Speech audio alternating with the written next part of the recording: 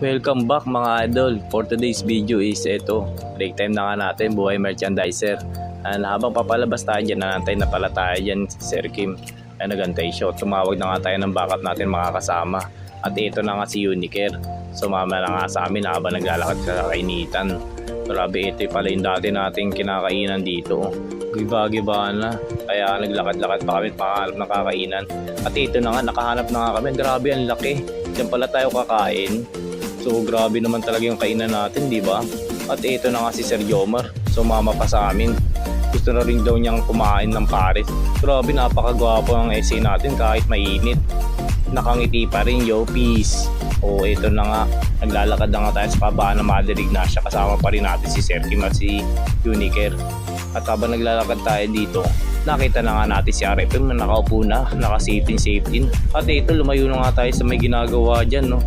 Grabe, baka mabaksakan tayo. Diyan tayo kakain sana sa pares. So ayan, tinitingnan nila kung paano bumaksak yan, no? Paano kaya? Kaya lahat sila nakatingin dyan. Siyempre, habang nakatingin sila, tayo rin. Baka mabaksakan din tayo. Titingnan natin yung mabaksak na yan. Ayan, habang di na nga tayo nakapagantay, bumaksak ko. Nagtimpla na nga tayo ng pares dyan. Ayan, nakangiti pa. Shit, ang sarap. O, di ba? Hindi na nakapagantay yung dalawa, napayusin na nga si Sir Kim. At ito na nga, nilupak na namin at inupakan na natin yung pares natin. At grabe, hindi makapagantay si Sir Jomar dyan. Ayan, tinitingnan na yung mga sabaw. Ayan, grabe, ang sarap ng kain ni Sir Jomar. Siyempre, hindi tayo magpapatalo, lamon lang. Grabe.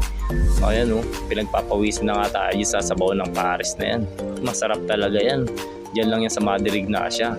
Ano, sige, kain lang mga tropa. Yan. Sige lang, lamon.